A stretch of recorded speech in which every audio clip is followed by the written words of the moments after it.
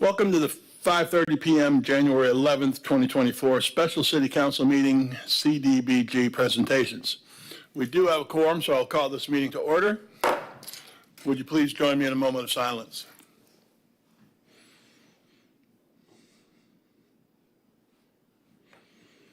And the pledge to the flag. I pledge allegiance to the flag of the United States of America and to the republic for which it stands, one nation, under God, indivisible, with liberty and justice for all. We're going to be dealing with a small technical difficulty. Clerk, would you please read the rules to speak? Individuals wishing to speak on agenda items must complete a sign-up card prior to the item being introduced. Sign-up cards are available on the table. Individuals wishing to speak on non-agenda items may do so under public comment, and no sign-up card is required. Citizens will be given 3 minutes to speak on all agenda items. All sign-up cards and exhibits being submitted to City Council shall be placed in the box on the table. All right, thank you very much. I'm going to kind of add that and paraphrase a little bit. CDBG presentation meeting, the only discussion will be to discuss the CDBG topics. So we'll leave it at that. City Manager. Yes, sir. Good evening, Mayor, Vice Mayor, City Council. We've got 4 actual agenda items, 3 agenda items, 2 for action, 1 for presentation, and then petitions and requests.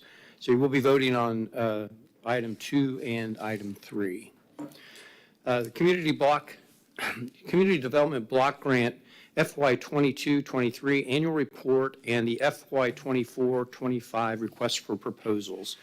This is where the agency seeking CBDG grant funding will present to Council their presentation. And Terry, you can take it from here. Good evening. Good evening. We have a presentation for you that just goes over the summary of the CDBG program and our accomplishments for 22-23 year. We do an annual report for CDBG that is provided to the public, but we also like to include at this meeting a summary of the same information, just so the public has additional opportunities to comment if they'd like to do so. Thank you.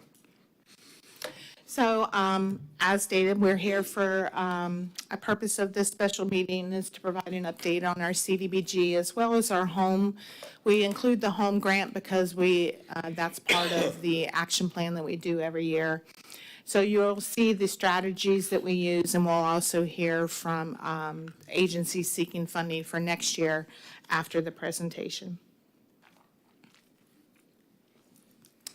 So again, for the public, what Neighborhood Services Department, we manage and oversee the city's CDBG home and SHIP grants and other specialized grants. Our mission is to provide programs that provide supportive services to ensure citizens, regardless of income, have a decent and safe place to live and to strive to maintain economic stability in neighborhoods. Our goals: ensure programs are appropriate to community needs, consider the history and needs and demographics, housing stock, and design programs that address needs related to neighborhood revitalization, housing preservation, and serving the needs of our residents.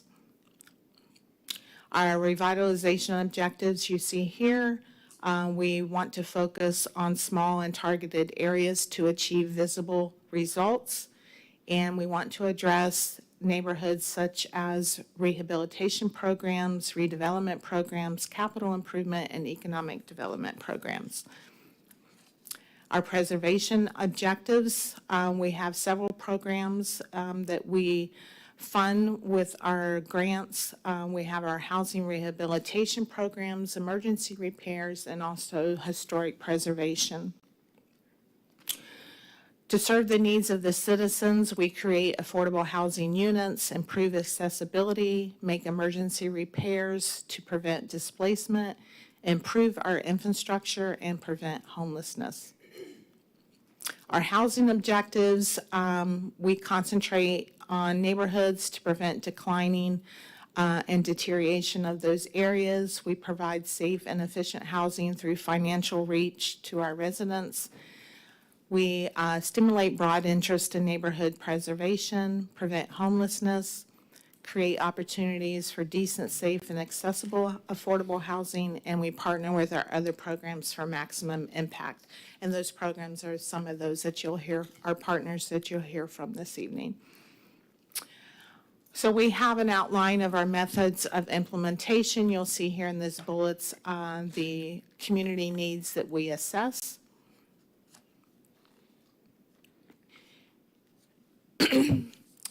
On to the goals and objectives.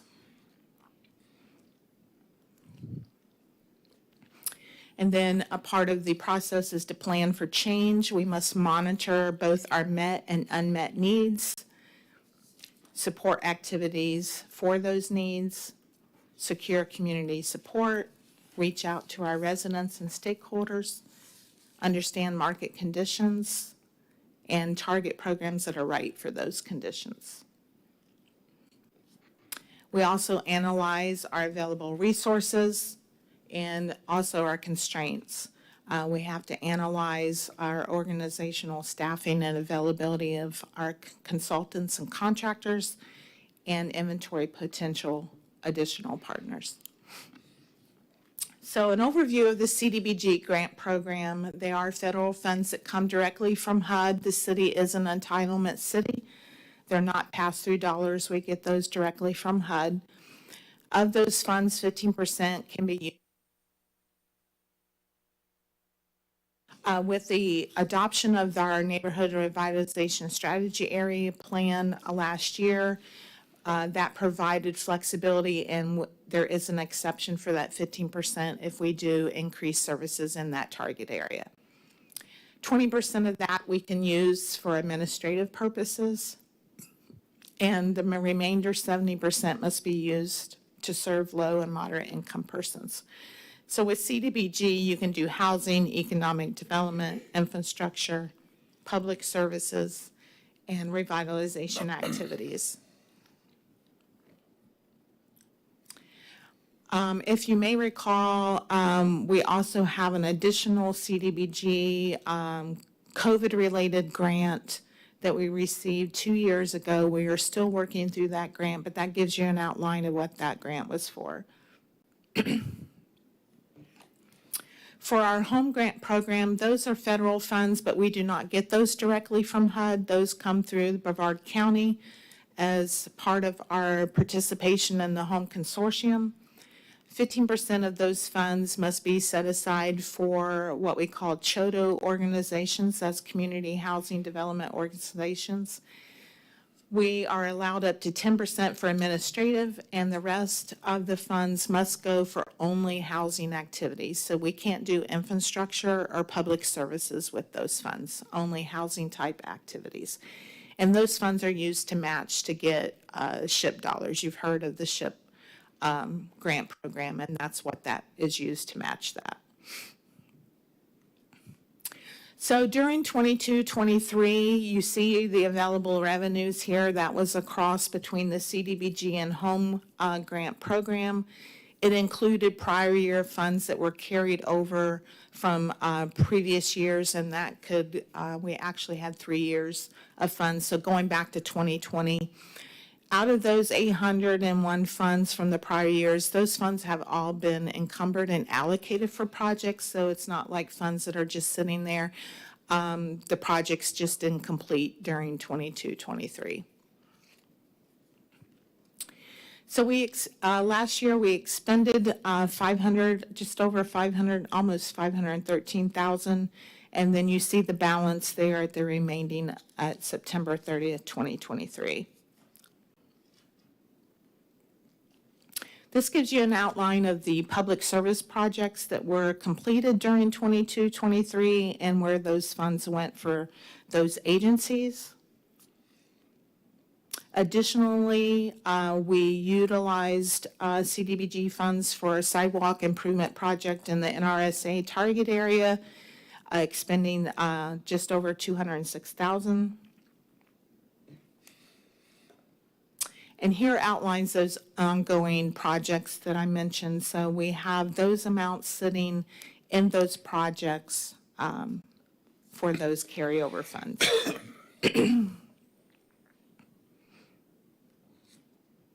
So our accomplishments for 22-23, here it outlines for our housing rehab program, we assisted 4 households with repairs to their homes. We assisted 2 families, excuse me, in purchasing their first-time home.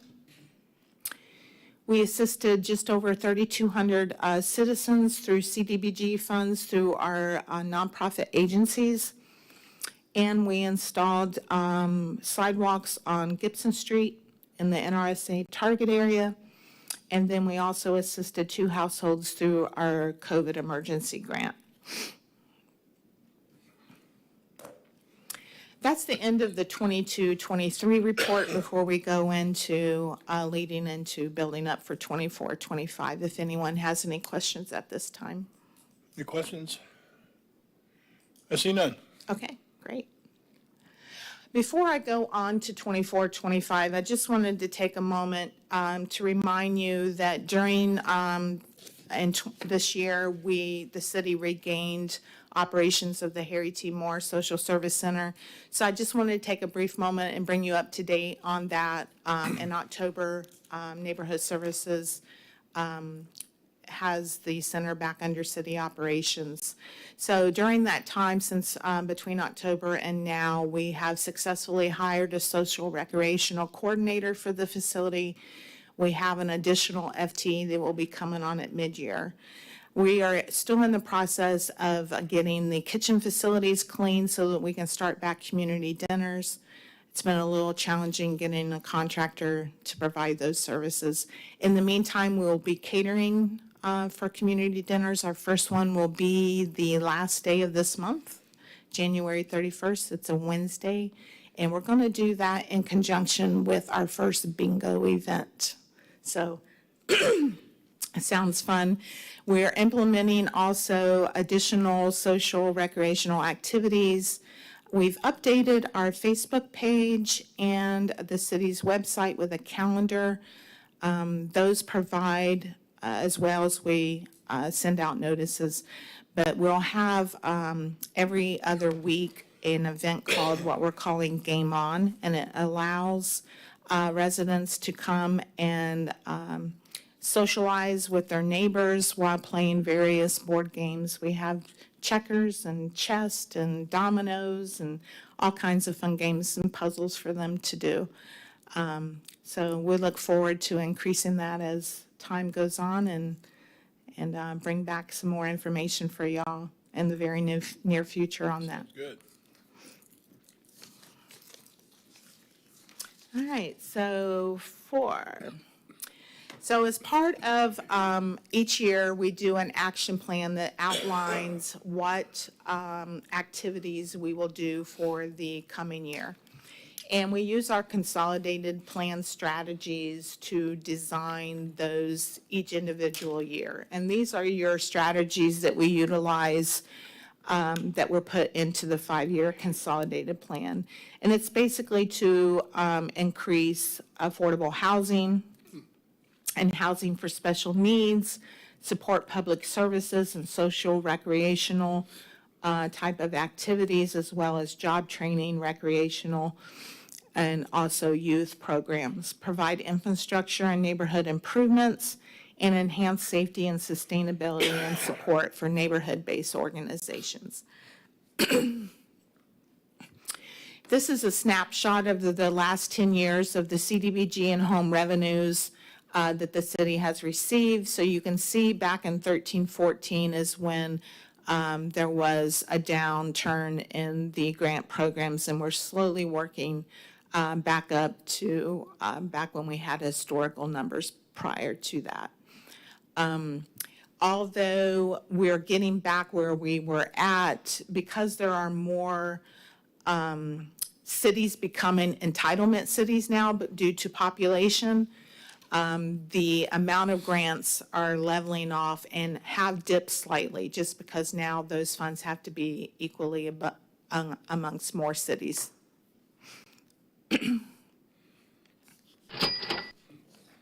So for 24-25, we are using this year's grant as an estimated for next year and using those figures for admin and public services and NRSA activities. This is how it would look for next year going into designing the action plan.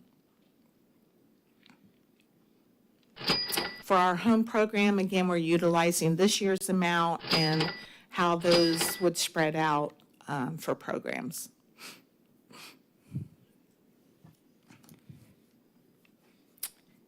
And I think that's the end of that presentation, and we can move on to. Yeah, Any Vice Mayor, questions? question. Terry, are you doing any rental assistance programming, or who in the area is doing that now? Are you putting any dollars forward for that? We're doing that with our SHIP grant, though. We have set aside funds with our SHIP program. We had amended our SHIP program plan to include security deposit and rent assistance. We also have that COVID grant that is still ongoing for those that were impacted by COVID and or continue to be impacted by COVID. And how many dollars do you have an idea? I think we have about 30,000 in the COVID, and we have about 5,000 in the SHIP each year for that. All right, thank you. Member Cole? My question is, on the, on the CDBG grants, do we request certain amount of monies, or do we just get the money based on our population? Yeah, no, it is actually what's the word I'm looking for? Allocation? An equation Oh, okay. that HUD uses based upon how many entitlement cities and how much is in the federal budget. And So they- it's allocated that Yes. way? Okay, Yep. thank you. And no one else, so keep it up.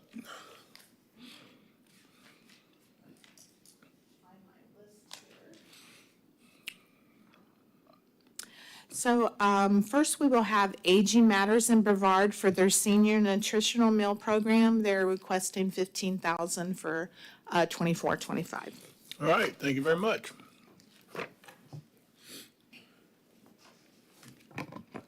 Good evening. My name is Tom Camadena. I'm CEO of Aging Matters in Brevard. I also have with me my Senior Director of Finance, Kathy Odom, and my Program Director for the Brevard Senior Nutrition Program, Ali Omation. By the way, I know a caterer that might be able to help you out with your program, since we're in that business, okay? So we definitely could help you. So Aging Matters has been providing services to seniors since 1965. Our mission is to be in service to the aging citizens of Brevard County, supporting independence, health, safety, and quality of life. We do everything we can to keep a senior in their home. We provide home care services to include light housekeeping, respite, and personal care, installing ramps, smoke detectors, grab bars, and to keep a senior safe. We coordinate transportation through Senior TransServe and Vets Driving Vets.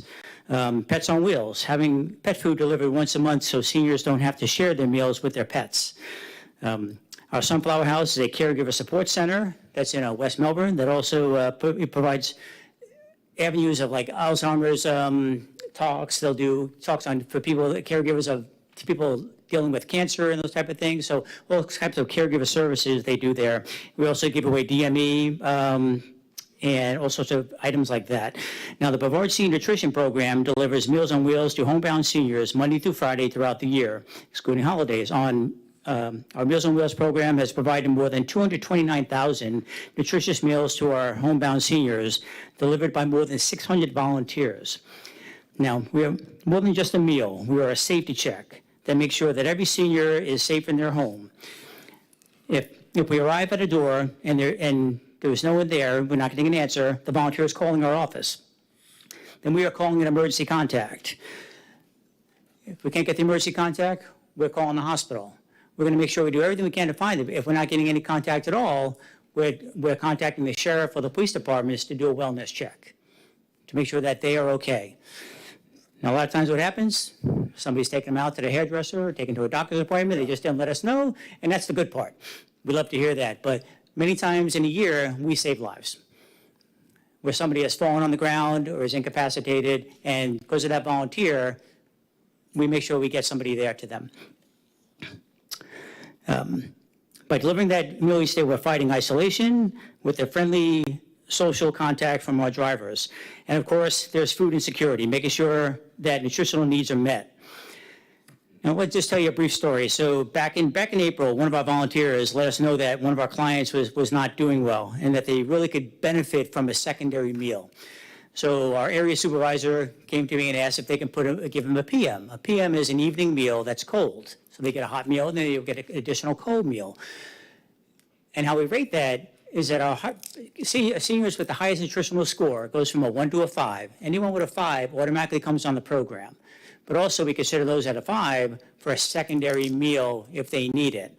So what had happened, after we gave that client meal, we heard about 2 months later, he contacted us to let us know that he went from 98 pounds to 105 pounds. Oh, So he gained 7 pounds in just a couple months. And then he also reported to his doctor he had more energy and he felt better. And those are the type of things that we have an impact on. We have 13 seniors at lunch congregate dining sites located throughout the county, located in low-income areas, including St. James AME Church in the South Street Target area of Titusville. At these sites, clients come to dine, play bingo, do various social activities. We have speakers. And then on just this past week, on January 9th, we celebrated the 100th birthday of Alan Ruvik, which was a really wonderful event we had. We had a little bit of a media presence, and we did a large presentation out there, and he's still kicking, just started walking with a cane at 100. We had his whole family there, so it was a wonderful event. For the fiscal year of 2024-25, the Brevard Senior Nutrition Program is asking for $15,000 to serve 4,000 meals to 25 unduplicated clients in the city of Titusville. Each individual is projected to receive 160 meals at $3.75 each, and an amount that supplements the other part of that will be supplemented by the Older Americans Act to fulfill the funding. The $3.75 goes directly into meals. Nothing else, nothing to do with admin. The increase in our request for funding from the prior year is due to what you see in the stores. You know, we've had 25% increases for the past 2 years on food, plus you see fuel and you see utilities. What you see in the store, we're impacted a little bit further when it comes to meals and food costs because we have buying power through what we do. We buy groceries and buy the food, but the discounts we used to get were better than what you would get in the store. Now those discounts are gone. Because they're feeling the pinch. So we're really feeling the impact, and we want to be able to continue our services. Currently, we have 436 clients that are on a waiting list in Brevard County. 62 of those are in Titusville alone, and I'm projecting that we'll hit 500 this year by the end of the year. American Rescue Plan funding diminishes by September, and that's why I believe we'll hit 500. We're still using old census data as far as the Older Americans Act, so I'm hoping that'll change soon, because our senior population is rising in Brevard County. In the city of Titusville, there are 18 routes with 85 volunteers to deliver meals each week from the Trinity Lutheran Church on South Hopkins Avenue. Approximately 92% of the seniors served in Titusville meet the HUD guidelines for very low to low income. Now, the city of Titusville has long been a wonderful partner in our mission to help seniors. This year, it was even a shock to me because I didn't know, because at the United Way presentation, they had Chief Lau come in to tell his story about his association with Meals on Wheels and his mother-in-law, how a volunteer had found that his mother-in-law wasn't doing well, contacted him, and wound up saving his mother-in-law's life. And he tells that story, and every time I hear the story, it's like brand new to me, and I still get chills every time he says it. So we really appreciate everything that he does for us. And of course, last March, you were just talking about is we have March for Meals every March. Mayor Diesel was the first one out there to say yes, come in. But this year, he had the probably the displeasure of going into my mid-sized car.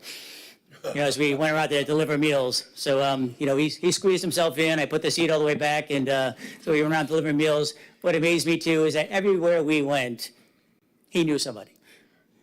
Whether it was somebody from high school that he was teaching. Yeah, so it was just amazing how the connection you have with the community. And I feel we have that same connection, and but it was a pleasure. But I think we're taking your truck this year, I believe. We're going to take my truck, that's the first thing. Okay. The second thing I want to add to that, because, I kind of forgot about that. I think most of you would be the same way. It's amazing how many doors you knock on that somebody from school or a parent of somebody. It's everybody. This isn't everybody is part of this. So I kind of forgot about that. You're right. Somebody's everywhere. Yes, you did. And then, of course, Joe served on our board for many years there, and we appreciate that. So, a mission. And just to end, we are more than just a meal. We're a safety check, a social network, and a host of services that feed the need of our seniors. And I just thank you for your time. If you have any questions. Member Robinson. Yes, I want it to be known, I did sit on the board somewhere between 10 to 15 years. I worked with this gentleman for a lot of years and along the way. And if I could ask, I know the work that you do, and I'm very thankful, especially now that I am in that category of being a senior. And also tell us about the Sunflower House. I know it's not here in Titusville. At one time, we did try to work when the mall was opening. But tell everyone about what that is set up for. Okay, so the Sunflower House was in the Merritt Square Mall for many years. Population in the Merritt Square Mall was going down, those kind of things. So when I became CEO, well, one of the things I looked at was, where you have to stop where you're bleeding money. And rent was about to go up to $1,400. So we had St. Francis Reflections actually contacted me, then the city of West Melbourne contacted me, asking if we would be interested in putting a senior lunch site in West Melbourne where the Field of Dreams is. There's a greenhouse right behind there. And they had offered that to us a few years ago, but it just wasn't going to work out because there was going to be children's programs on one side and a small spot for seniors on the other side. But this time I said, okay, I have a multifaceted idea. So we went in there, toured it, and I said, I could do a seniors at lunch site, but I could take the whole building. And I would like to put my Sunflower House there. So we did that. We presented to the city of West Melbourne. They liked the idea. And so it went from $1,400 to $1 a month as a rent. So it puts us centralized in the county. Now, what we are doing with the Sunflower House is also working on doing what we call sunflower seeds, where we're trying to make it so we can network out to different areas of the county to at least speak and do services in another part of the county. But we still keep services also at our main building in Cocoa. So those people at Merritt Island, they're not displaced. We're doing mahjong classes, games, and then we're doing other classes and movie day. And so we're still doing some of the Sunflower House functions at our main building. So we're getting there. But now we have our first multi-site building, which is really one of the end goals I would like to get to. Thank you. And before I, say again, thank you for what you guys do, I will say the same story I say all the time. My mom had Meals on Wheels for a while, and she was moving into Alzheimer's slowly.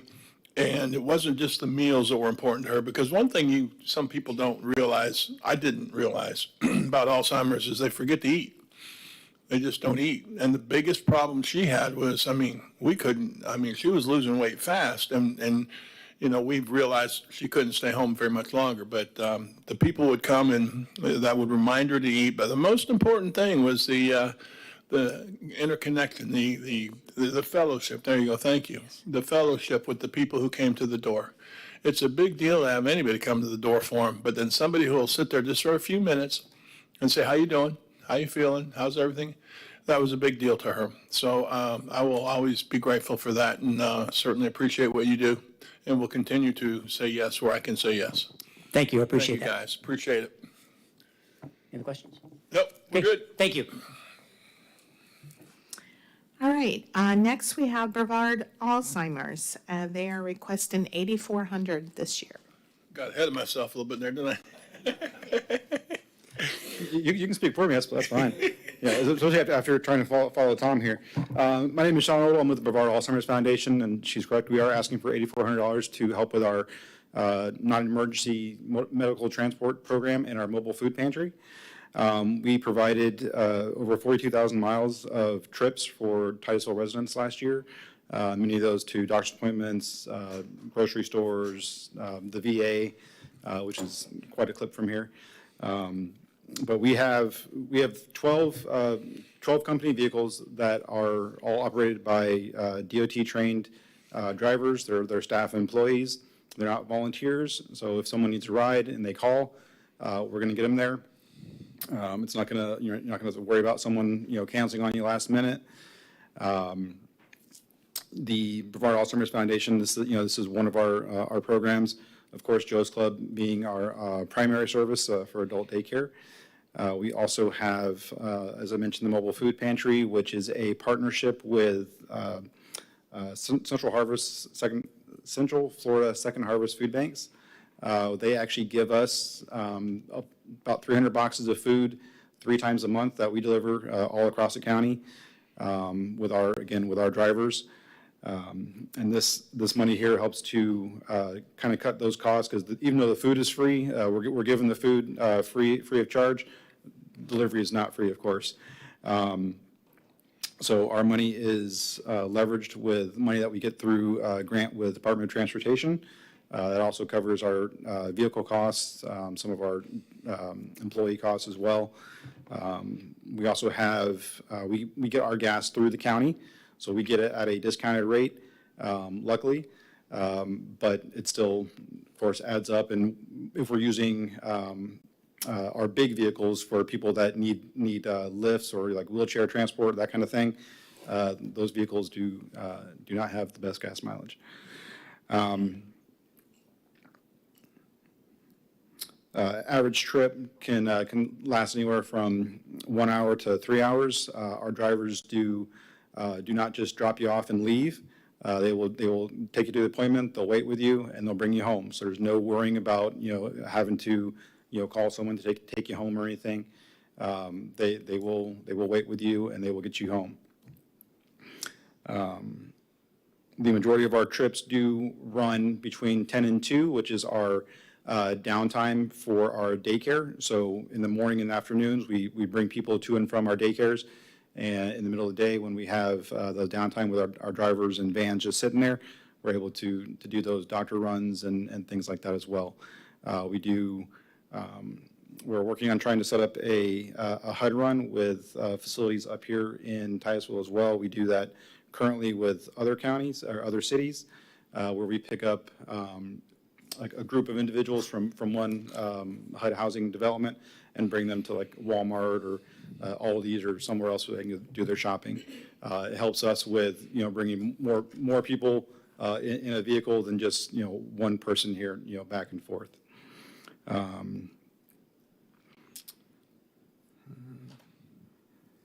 We did ask for an increase in funds this year.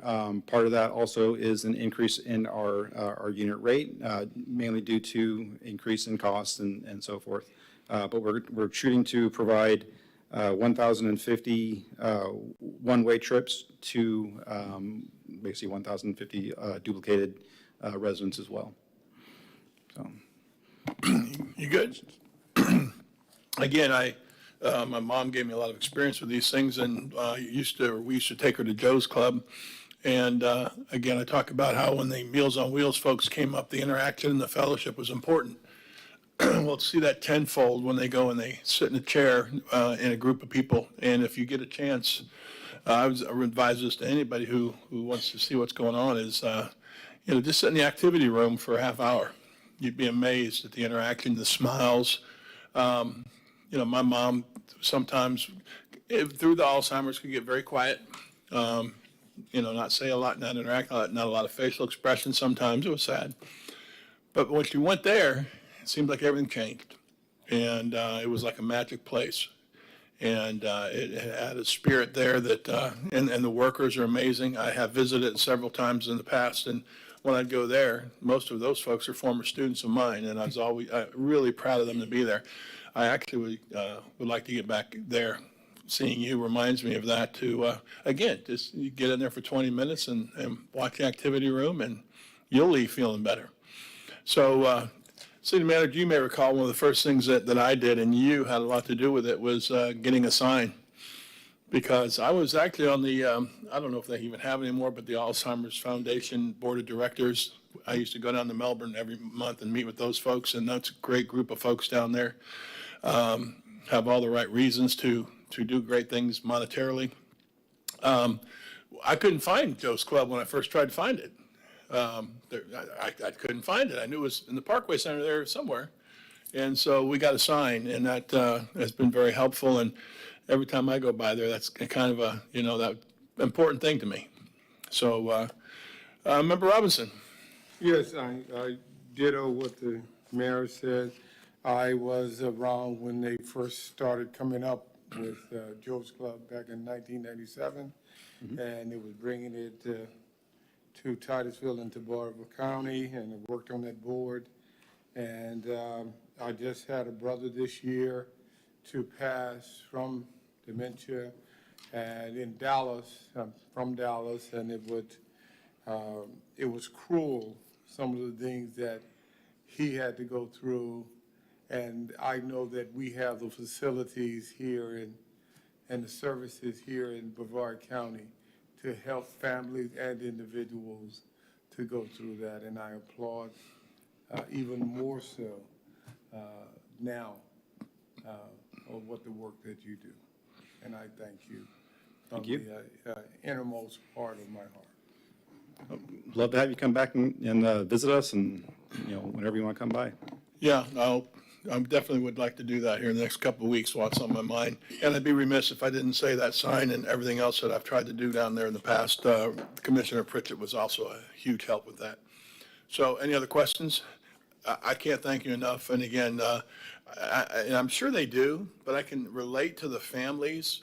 You do a great job for the Alzheimer victims. That's the way I look at it. It's just a tough thing. But the families, boy, I tell you what, we were so happy when we were able to do that. And then unfortunately, it got to where that didn't, we couldn't do that anymore. But like I said, it gave her some happy days that she would not have had it not been for you guys. So for me and the families who you helped, thank you. Thank you. I see no questions. Thank you. All right, we have Brevard Women's Center, and this year they have requested $16,300 for their domestic violence services programs.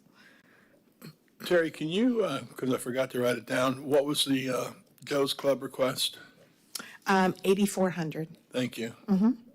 Okay, thank you. I forgot I could look there. Hey. Hey. Hey there. How are you? Good to see you. Good to see y'all. Good to see y'all. Thanks for being here, and thanks to everybody else here. It's, I love coming to hear, other people's presentations. It's really good to know what's going on in the community and how people are helping. But anyway, my name's Becky, and I'm from the Women's Center. Thank you guys too, Tracy and Terry. With y'all's help last year, the 22-23 fiscal year, we were provided 15,514 services to 2,007 Titusville residents who are victims of violence. A little bit of history about the Women's Center. I know a lot of you are familiar with us, but if you're not, we've been in Brevard County since 1975 and here in Titusville since 2010. We have an emergency safe house that takes people, women and children, who are in imminent danger, brings them to a safe place where they can figure out what their next step is to move on from a violent situation. Our name is the Women's Center, but we provide services to men. All of our services are available to men. Men would not come in our safe house. We would provide them a hotel room if necessary. The need for assisting victims of violence here in the city is great. The 2022 Titusville Police Department Crime Abstract showed that there were 359 domestic violence offenses reported in the city and 40 rapes that were not associated with domestic violence. Our mission is to empower people, families, by providing counseling, support, education, resources, We do that through our 4 programs: Victim Services, which mainly helps with victims of domestic violence and sexual assault. We have a counseling program that's free for victims of violence. We have a prevention program where we're out on the EFSC campuses in several high schools and several local youth organizations where there's like an after-school group, libraries, and then we've recently become partners with the city of Palm Bay, have been doing violence prevention programming with their staff. Then we also have our housing program, which is what we're here asking for, our emergency safe house, and then we have transitional housing down in the south part of the county. The safe house, we get clients just calling in, we get referrals from other agencies, and we get law enforcement bringing them to us. Our clients stay with us, some of them just for a couple days till they can, get some sort of resources, family or friends to help them. Sadly, a lot of people don't have those resources available and support systems available. So our average stay is about 2 months. Since January 1st, we've had 7 individuals, I think it's 3 ladies and 4 kids, that have been in the safe house already this year. And we're, what's the 11th now? So anyway, we're asking for funding again to support that program. The funding will go to pay for electric bills, our security systems, our lawn care, things to maintain the house. It also goes, a small portion of it, to our victim advocates that are in the house on a 24/7 basis to help clients, to go pick clients up, to help take them places. A lot of times they don't come with their own transportation. So a small part of the money does go to that. Our program meets all of the national objectives as well as the city's consolidated plan priorities. We've always done well with our monitorings from the city and then our other agencies that we get funding from, which I do want to mention that. We get funding from the State Office of Attorney General's office through a fund called VOCA, Victims of Crime Act. That's a federal fund, and we've relied heavily on that over the years. The funds from that program are garnered from white-collar crime restitution. The pot of money from that is decreased quite a bit this year and in years to come. This year, we received over 30% cut from that, just because there's not as many white-collar crimes being prosecuted. And so the funds are going away. Wow. Yeah, it's kind of weird. But anyway, they've told us to expect over 25% for the following year, too. So anyway, we appreciate the support that you guys have given us in the past, and it's still needed, and we hope to get it again. Do you guys have any questions for me? Well, we appreciate what you do, and every year I say, and certainly you agree, we wish we didn't need you. Absolutely. In 2007, women in the city of Titusville were helped in some way through your Women and men. Say again, I'm sorry? That would include men as well. Okay, Any, okay. Any services, yeah. That's something. That's just staggering. It is. With that, thank you, and we need you. Yeah. I was saying more than you need us, but at the same time, we need each other. So, Member Cole. I just want to say that I'm intimately familiar with the Women's are. Center. I was chairman of the board of Parish Medical Center when we had the incident which precipitated our Women's Center in Right. Titusville. And just a little bit of history, back in 1981, when I was stationed at Kadena Air Force Base in Okinawa, we had to start a safe house there, which would be, Did you? I mean, that's kind of unheard of to think you need a safe house on a military base, but Yeah. we did. Wow. And I was involved in a couple of the fundraisers when you did Dudes Look Like a Lady. Yeah, I and- think I remember you being toted in one time. Yeah, yes, I was Cleopatra, yes. I was beautiful, too. You were lovely.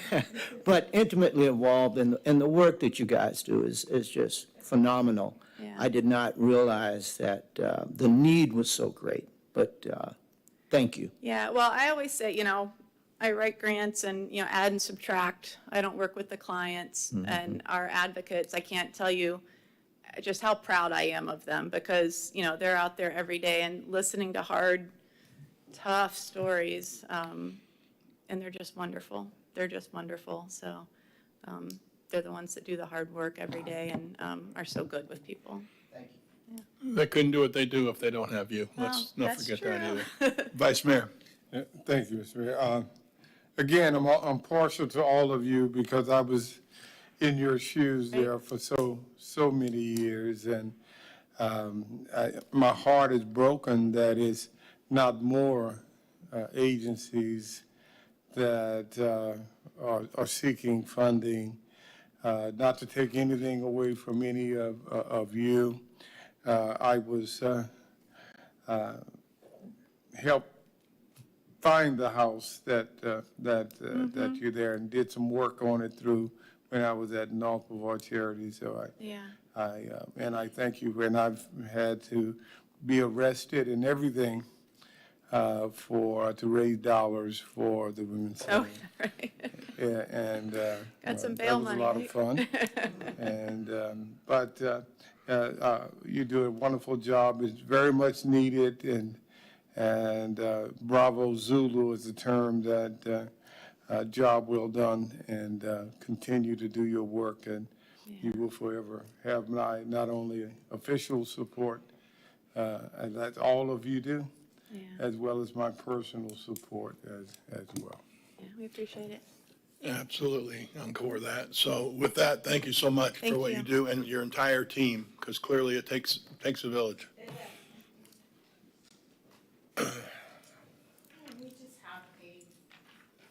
Just have a very short next presentation to talk about the Phase 2 of the NRSA area plan.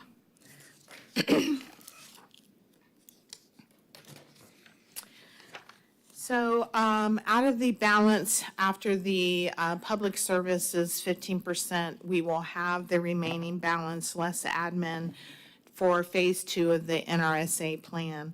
And for next year, remind you that this is a community-led project.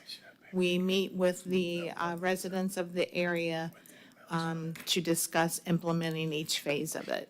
It was approved by HUD last year, and so we will focus on key infrastructure improvements for next year. We've reached out to Public Works as well as the community to come up with some ideas for next year. Our focus is going to be on community parklets. Some people call those like pocket parks. Also the De Leon Avenue trail design. And you see here septic to sewer conversion. That is a goal. I'm not sure we'll get to that. That may not be enough money to include that as well. But for the community parklet and the pocket parks, the community has been focused on a city-owned property at the corner of Wager Avenue and South Street. And we would like to do a small pocket park there with some improvements at that location. And then with Public Works working on the trail design from De Leon, from Knox McRae going north on De Leon. And septic to sewer, those will be the locations within the target area that are eligible for, are required to be converted to sewer.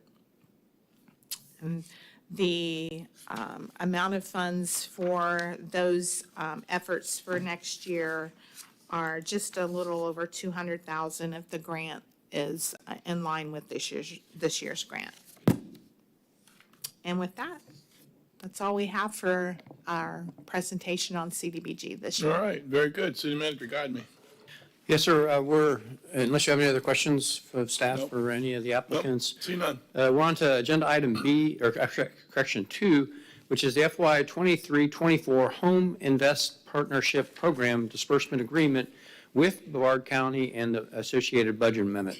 And staff is recommending that you approve the contract with Brevard County for the 2023-2024 Home Grant Program year and the associated budget amendment.